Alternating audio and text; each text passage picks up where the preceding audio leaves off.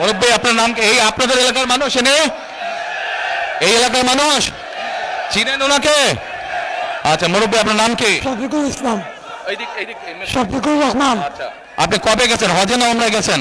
আমি উমরায় গেছি 5 বছর আগে। 5-6 বছর ওমরায় গেছেন। আচ্ছা তো ওমরাতে যখন গেছেন আপনি ওমরা কোথায় করেছেন?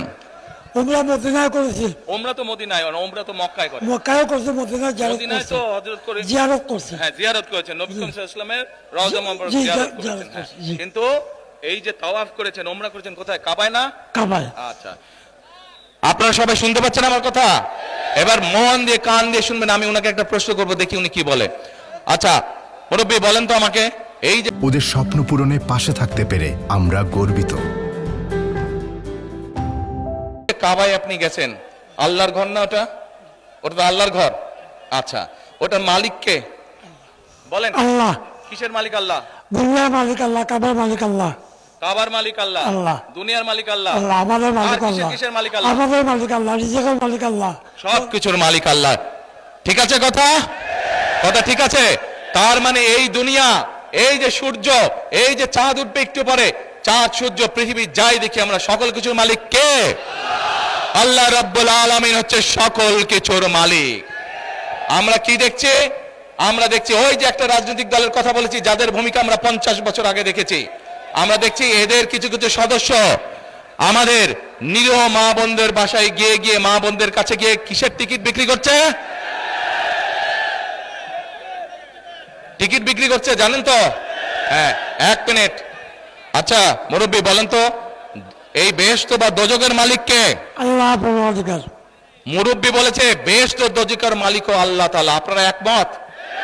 কারা একমত এটার সাথে হাত তুলেন, যারা যারা একমত এটার সাথে। সবাই একমত, আলহামদুলিল্লাহ আলহামদুলিল্লাহ, আল্লাহু আকবার আল্লাহু আকবার।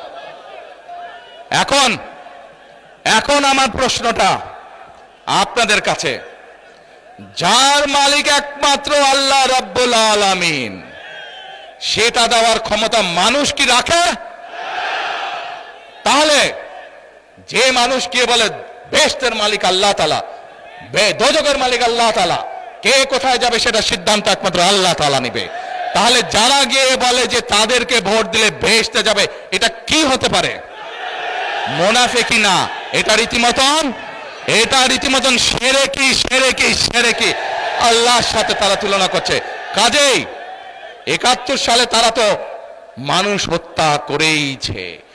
এখন তারা আবার বহু মানুষকে বিভ্রান্ত করে তারা শিরকির অংশীদার করছে। কত বড় মুনাফিক, কত বড়!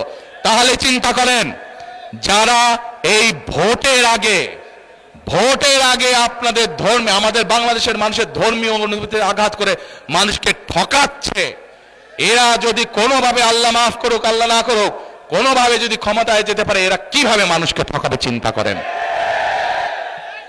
1 মিনিট, কথার যুক্তি আছে কি ভাই? যুক্তি আছে কথার? যুক্তি আছে? এই শিরকিওয়ালাদেরকে, যারা শিরকি করে, এদেরকে বর্জন করতে হবে, মানুষকে সচেতন করতে হবে।